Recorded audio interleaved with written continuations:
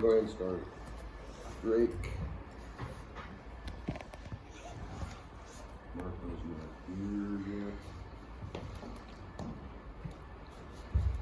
I think that's it for this class.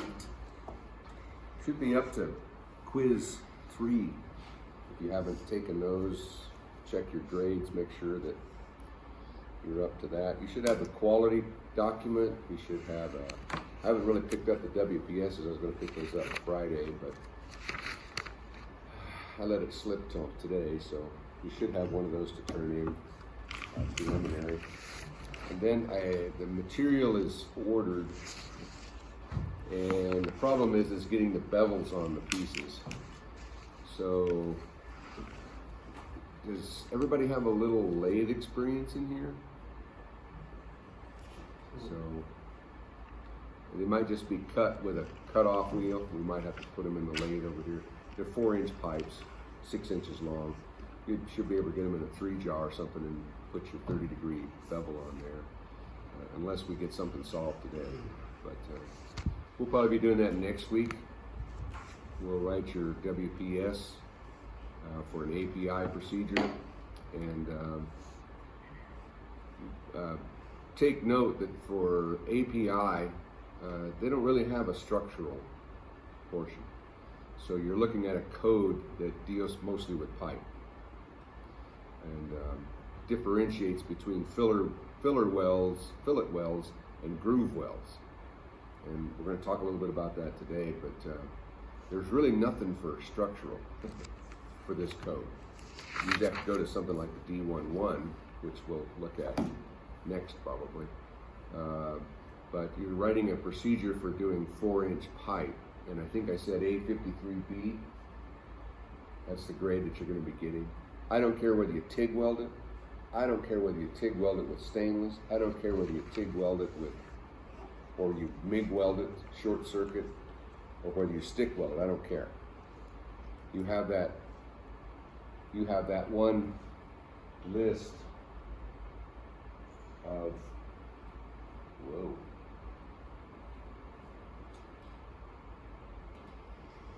I don't know what happened there. Anyway, you have that one list of filler metal groups that you can utilize. And these are all stick. These are sub-arc. These are TIG. And these are flux core. So you have all of those combinations that you can use. You can do it in your shop, at home. You can do it here, wherever you want to get it done. Yeah, when do we do it here? When? So here's the thing. I came in on last Wednesday to try and do a lab for metallurgy 2. Really? And I started to bevel my plates and then got kicked out because I didn't have a buddy. And I mean, you stick your head out in the hall, there are no buddies around.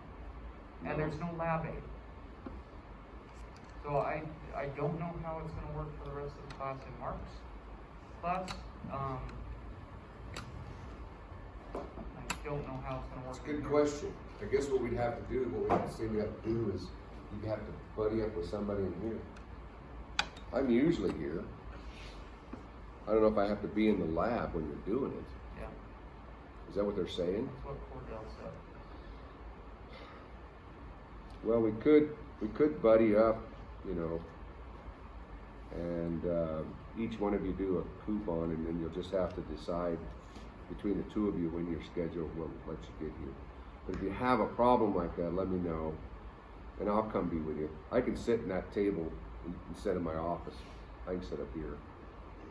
But well, and I did talk to Mark, so we'll see if he does anything. okay. Monday, Wednesday, Friday, I'm here the rest of the morning till noon, and I'm kind of open. Tuesday, Thursday, I'm pretty much open. I have senior projects early in the morning, and I'm here. So if that works for you, Good to know. you know, and there's an occasional obstruction to that schedule, like today I play golf for the Alumni Association today, so currently in first place. hate to play today. Break that. So, yeah, good point to know. I didn't realize they were doing that. I thought it was like there had to be somebody else in the building, No. somebody else in the shop, huh? Yep. Okay. Well, we'll try to take care of that. But once again, your WPS that we're writing, I don't care which process you use, what filler metal you use. Once you get that made, and that's kind of where we're at in our examination of this code, we started talking about this last time. We're going to have to make an amount of coupons which are determined by this chart. This is table 2, and it's divided into 2 sections: wall thickness less than or equal to ½ inch wall, and then wall thickness greater than ½ inch.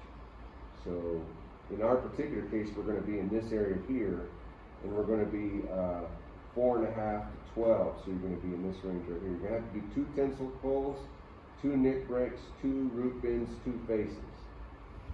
So you're making a total of 8 coupons for this test. And your yield strength on this is about 53,000.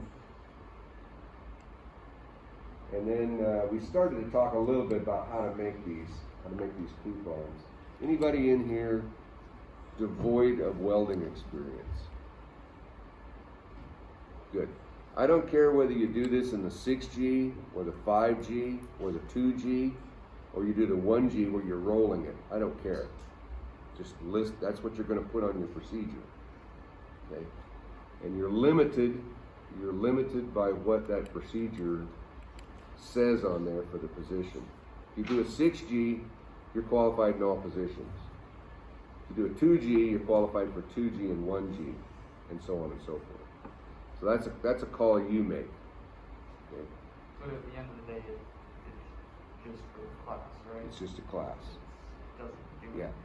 Okay. You don't do it, you'll fail that lab. Yeah, no, for sure. Yeah, it's the following through on the procedure, getting it done, and then learning how to do these straps, or coupons they're called. So the nick break coupons, they were down there a little further. But this is a tensile test, and you don't really have to neck these down. If you make these and they're 1 inch wide, this is 1 1/4 wide, and then you mill this down to where it's 3/4 of an inch. It's not totally necessary. It's almost as well to make the coupon this way, especially with this small wall thickness that we're working with. And then when you look at this coupon here, this is a side bend, which we're not doing. But if you look at the side bend, notice how it's been radiused on all the corners. So if you're looking at this strap this way, you're looking at the end of it. You want to go down all 4 of those edges with a soft back or something and round them so that they're not square edges, because you're going to end up with square edges after you cut them. But you want to curve them so that they're radiused. And that's so that when you bend them, you don't open up stress risers on that corner. So it's perfectly okay to take those down. It says 1/8 inch minimum, 1/8 inch maximum radius on all corners. And that's plenty. You don't really have to do it the entire length either.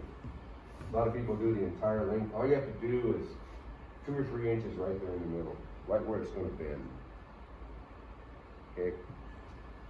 So you're not going to make any side bends, but you are going to make root and face bends. They look like this. Notice they're radiused on the corner as well. They're about 9 inches long. The pieces that I'm giving you are 6 inches long. You're going to take 2 6-inch pieces and weld them together. So you'll have a total of 12. So when you cut those straps out, You have to lay them out. Best thing to lay them out with is like the metal blade on a combination square, because that's usually 1 inch wide. So you can just lay that combination square right on top of the pipe, and then you just mark it with chalk or mark it with pins, something that can withstand whatever you're going to cut it with. I don't care how you cut it. Cutting it with a torch, especially the monsters that we got here, makes a big mess. But you can cut them with a razor blade. You can mill them. You can use a bandsaw, whatever you want to use to cut them. But they need to be, it says approximately 1 inch. And now typically, if I'm doing the testing, and I tell them that I want them to make their straps 1 inch, what they'll do is they'll lay out 1 inch. And then when they cut them, it's not 1 inch. This is 1 inch when you're done. Done with the cutting, done with the grinding, it's 1 inch. And it's my prerogative to bust you if it's not 1 inch. So it should be 1 inch, close to it. It says approximately. If it's 15/16, I'm not going to say much, but if it's 3/4 of an inch, it's not 1 inch. I want 1 inch of metal to test. So pay attention to that when you cut those. The nick brakes are the same thing. They're about 1 inch wide, but you want the nick specimen to be 3/4 of an inch between the notches anyway. So this needs to be a full 1 inch. This needs to be a full 1 inch, so that when you come in here and nick brake this, when you notch this right here, I have at least 3/4 of an inch of metal left. So it sort of looks like this. This is a over stylized version of that nick brake, but you want to put a little nick all the way around that thing, so that when you break it with a nick, you end up with a face that looks like that. So I can see the internal, or you can see the internal meat of that weld, right? And I believe you're going to make 2 nicks. You're going to be making 2 nicks. Okay, 2 nicks, 2 tensils, 2 nicks, 2 roots, and 2 faces. Okay. Now, taking a look at this nick brake, the criteria for passing,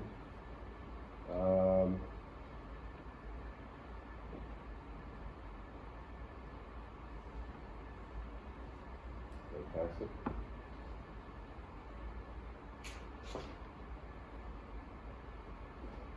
The exposed surfaces of each nick brake specimen shall show complete penetration and fusion.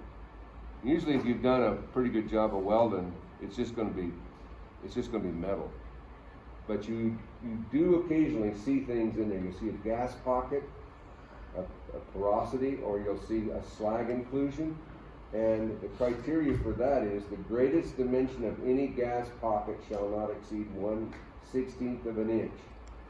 And the combined area of all gas pockets shall not exceed 2% of the exposed surface area. So you have to take if you have multiple gas pockets, you have to take a measurement of that square area, multiply that by 2%, and then add up your gas pockets, and that total area becomes quite a mathematical thing. But that total area of those gas pockets cannot exceed 2% of the surface area of that brake. Right? Usually if you see one, it's bigger than this. Slag inclusions shall not be more than 1/32 of an inch in depth, and shall not be more than 1/8 of an inch or 1/2 the specified wall thickness in length, whichever is greater. Your wall thickness is going to be 219. So 1/2 of the specified wall thickness of 219 is only going to be like 108, 109. So less than an 1/8 inch. So those are the things that can bust you on a nick brake. There shall be at least 1/2 inch separation between adjacent slag inclusions of any size. So you come back up here to this diagram here. The depth, a lot of people think it's the depth going into the coupon. It's not. It's the depth from the top of the coupon to the bottom of the coupon. That depth cannot be any more than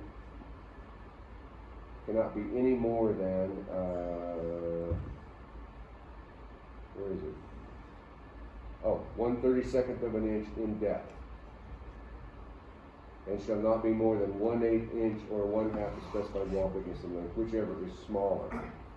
So back to our diagram.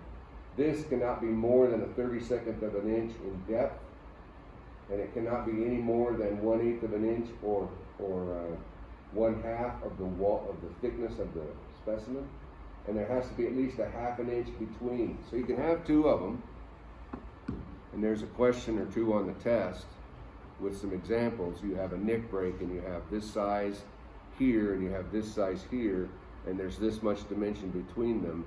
This is the depth, this is the length, this is the spacing. Does it pass, does it not? So you'll have to be able to figure that out on the test. Okay, any questions on that? That's usually a little confusing to people, but typically you don't get much on a nick break. Usually when you get a nick break that has a bad spot in it, it's kind of like a, ooh, it really catches your eye. Here is the requirements for bend tests. Bend test shall be considered acceptable if no crack or other imperfection exceeding 1/8 inch or 1/2 the specified wall thickness. So it's got to be at least 250 wall before the 1/8 inch criteria fits. If it's less than 250 wall, then it's 1/2 the diameter. A lot of people go into this. This is one reason why in a lot of companies they do a 3/8 wall, so that they get that minimum.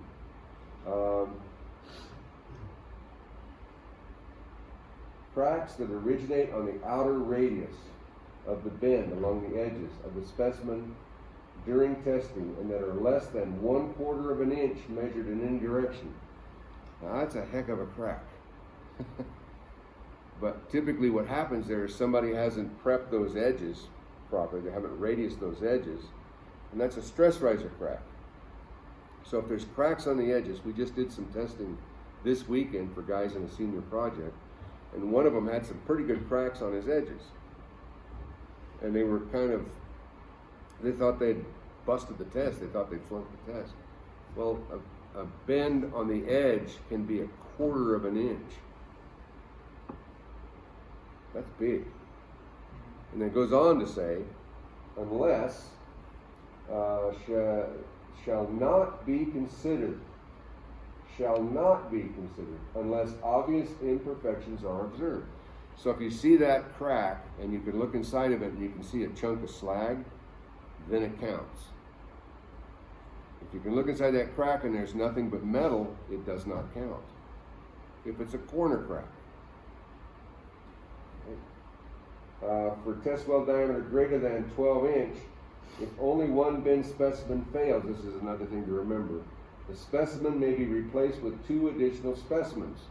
It's called a 2-for-1. So if one of them fails, they can pull 2 from an adjacent location and bend 2-for-1.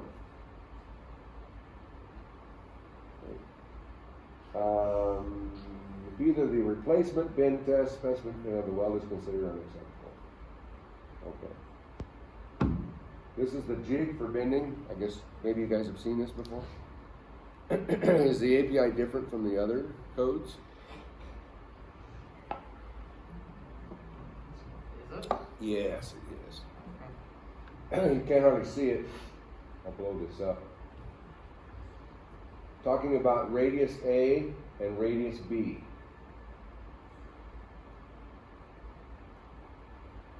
Okay, so radius A, this is the API plunger, is 1 3/4 of an inch. So A is almost 2 inches. That means this thing across here is about 4 inches wide. It's much bigger than an ASME. That makes it so much easier. It's because you're usually working with higher tensile strength steel.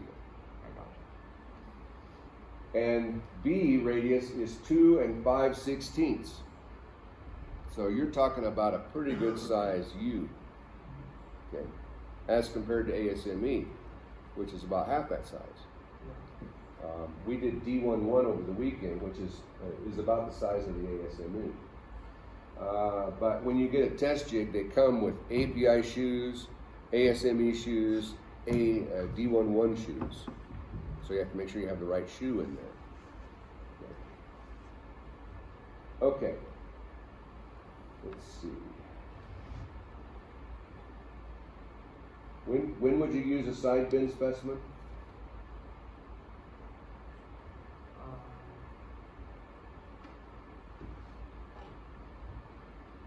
Okay, it's not making me too busy this morning, right there.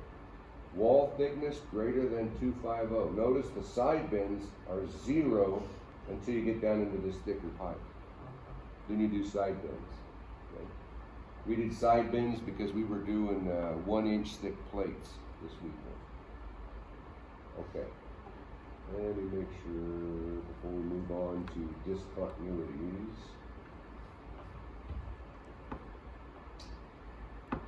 I probably should mention this, but you guys aren't going to be doing this. We'll come back to that. Okay. So, for qualification of procedures, we followed all these other criteria. It's not much different for the qualification of welders, but there are some things that we need to point out. There's a single qualification, which is what you are doing.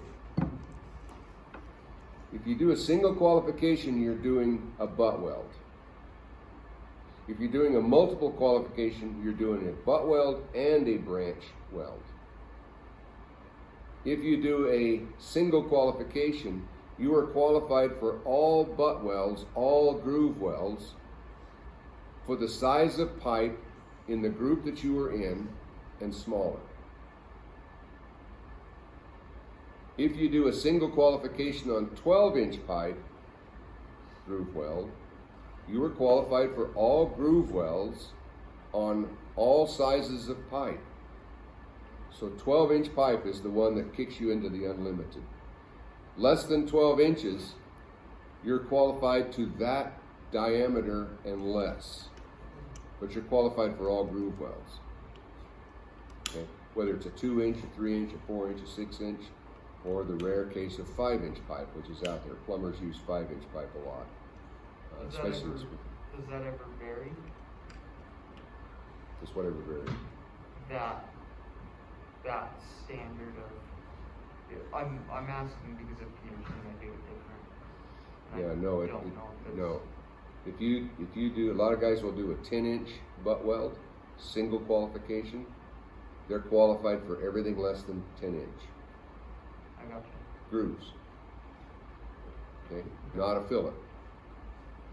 So if they do a bunch of 10-inch pipe, and the engineer comes along and he's got a handful of OLEDs, and he put me an OLED there and an OLED there and an OLED there and an OLED there, that welder's not qualified because he's only qualified on grooves. How do you get qualified to weld those OLEDs on? You got to do the branch. Yeah. Which is craziness. So Peterson, I got my 6G, but it was I think it was 3/8 ID, Schedule 80. 3/8 ID. Yeah. It was either half or 3/8. It was little tiny. Yeah. Schedule 80, thick ass wall, and I had to do 3 of those, and they X-rayed them. And so I got my 6G, but that's what they call unlimited because it's harder. Not under API though. No, not Okay, under. yeah, that's different. You're talking about ASME. Okay. For API, I'm talking API now. Okay. We'll get to ASME later. I take it from the simple to the more difficult. I take it from the small book to the big book. If I teach you the small book, when you go to the next one, you get it. It's the same structure. Okay? I got you. So good question, but Yeah, that's with a different code. I got you.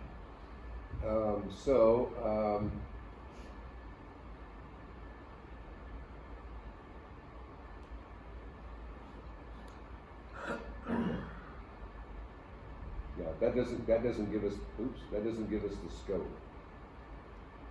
So,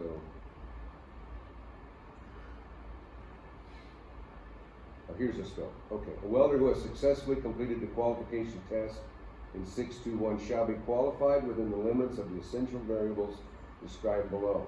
If any of the following essential variables are changed, the welder shall be requalified using an applicable qualified procedure. So a change from one welding process to another. You can't go from, well, we did it with stick. I think we'll try it. Well, let's do this one with MIG. Let's do this one with short arc. Can't. That's an essential variable. If you change from DC, if you have an SA200 DCEP electrode machine or DC electrode machine, and he switches to a 300 amp DC Lincoln machine, is that a change? I didn't hear the first part of the question. Changing from one stick machine to another stick machine. No, you're not changing the process. Yeah. So, you know, you can get the welder to pass this, but then he says, I don't like that machine. I want to use this machine. Okay.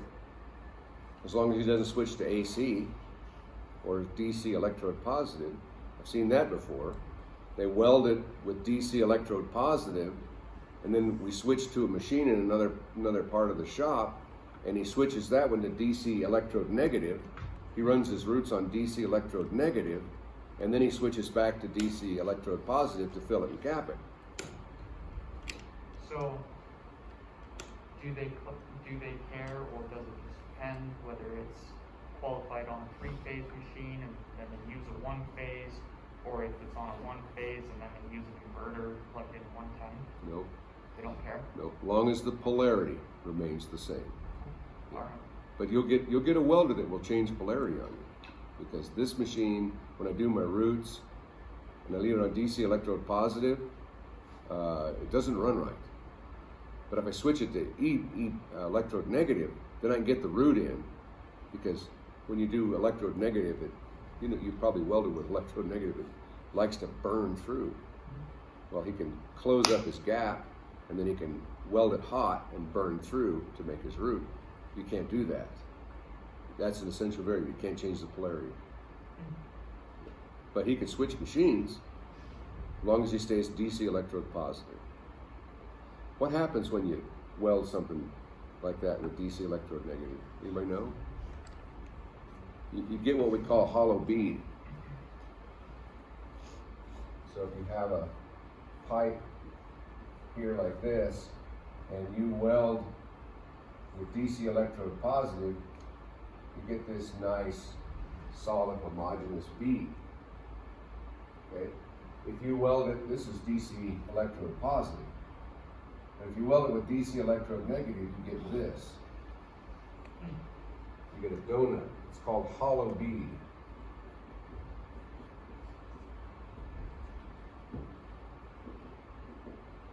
And it's usually done with DC electrode negative.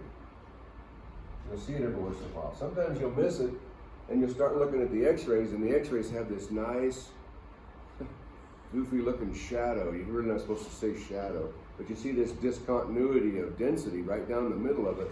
He's welded with DC electrode negative. Why does that happen? Why does it matter? Why does it happen? It's the electrical characteristic of that polarity. Which way are the electrons moving? Yeah, they're moving in DC electrode positive, they're moving from the work to the rod. And in negative, they're going from the rod to the work. And so what it does is it has a tendency to create this cavity as it's welding.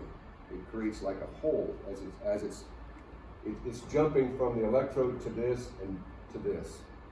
And so you get this on either side, and they come together like this. Okay.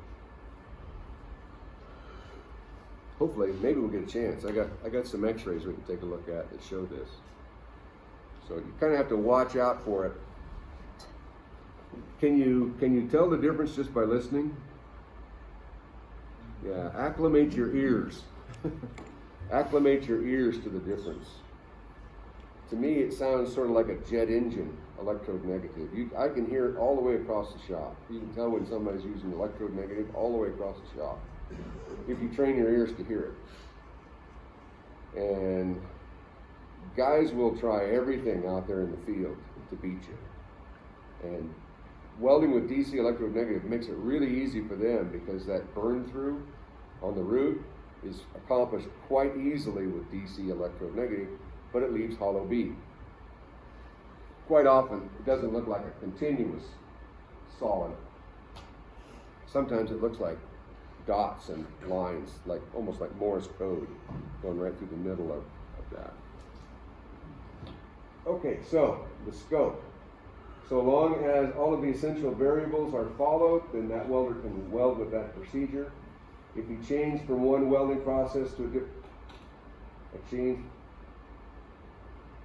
from one welding process to another process as follows. A change from one welding process to a different welding process, or a change in the combination of welding processes, unless the welder has qualified in separate qualification tests, using each of the processes that are to be used for the combination of welding processes. There is a little glitch to this that I need to inform you about. So this is 622A2. If a company, and this happens quite often, a company will do a procedure where they will TIG the root and maybe the hot pass, and then they'll stick weld it to the cap.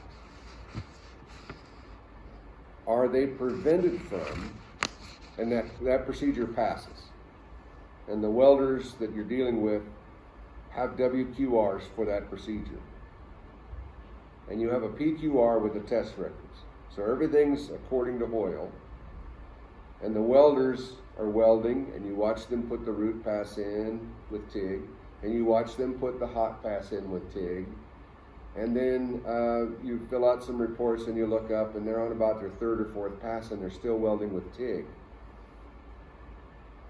Is that kosher? It is kosher. Really? If you have a procedure that you're qualified on both of those processes, there's no limitation to the use of either one of those processes on that procedure. I mean, I went over and asked them, because this was a 42-inch, 3/4 thick wall pipe.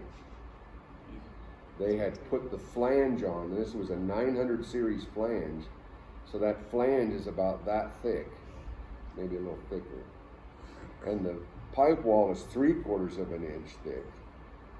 And they were supposed to weld it with TIG with E80 nickel 1, and then they were supposed to finish the weld with 8018 C3 stick. Now, you guys that are welders, what's the problem with that? It takes forever to weld something with TIG, doesn't it? Is it a better weld? Yeah, it is. It's very, very pure, very, very clean. The heat characteristics are really good, but they're supposed to be welding with stick. Stick is a lot faster. Once you get that root and that hot pass in, then you can weld it with stick the rest of the way. They're still welding with TIG. I walked over and said, "Hey, what's up? I thought you guys were supposed to be welding this with stick." We just decided to weld it with TIG the rest of the way out. It looked so pretty. And they were looking at it, and I had to walk over to their bosses and said, "Did you guys approve this? Is this okay with you?" "Yeah, we got today and tomorrow. Then it has to go back." We were in Greeley, Colorado doing this, and they had put the flange on 1.5 degrees out of round. So they had to cut it back off and rotate it 1.5 degrees. They had to go back to 0 and go 1.5 the other direction because they had it on backwards. So they had to cut that off, and then they had to weld it back on. So it's like they had to have it done by Sunday evening so it could be shipped back to Wyoming. They had plenty of time to do it, so it's like, yeah, knock yourselves out. So the flange already have holes in it? Yeah. Yep. So, and it worked out just fine. But that is a stipulation I needed to tell you about. A change in the combination of welding processes, unless the welder has qualified on separate qualification tests, each using each of the welding processes that are to be used in the combination welding processes. If they have current papers, it shows either one of those processes, they're good to go. Interesting. Okay, good to know. Well, I've ran out of time again. Just to show you real quick, in multiple qualifications, I think I've told you about this. So this is a butt and a branch. You must do the butt and a branch to be qualified to do fillets in API. You cannot do a fillet weld unless you have a multiple qualification, which is crazy. Because if you know ASME code at all, you know that if you're qualified on groove welds, you're automatically qualified on fillet welds. API is the only one where you cannot weld a fillet weld even if you're putting on a 3/4 inch OLED. That's not allowed because that's a fillet weld, and a fillet weld has to be done with a multiple qualification welder. I get it. I've seen a lot of guys that cannot do it, that cannot put a fillet in without undercutting to save their life. True story. Yeah. Okay, so just last thing before we go. For a welder that does the multiple qualification, we're talking multiple qualification. Welder who successfully completed the butt weld qualification and a branch weld. Okay. This is why they do it. Oh yeah, here. He is qualified to weld in all positions, on all wall thicknesses, joint designs and fittings, and on all pipe diameters. That's why they do a 12-inch butt and branch, because you're unlimited. Okay? It's a long test. Some guys it takes them 3 hours, some guys it takes them 3 days. Okay. All right. I will take your WPSs if you've got them done. If you don't, work on them, hand them in when you get a chance. I have a question on one of those. Sure. Rest of you dismiss stuff. You want to go? Sorry, hold you over. In the book here, Mhm. it didn't have a description of number of days. Is that on the actual book? Yeah, it actually is a company policy, company by company policy.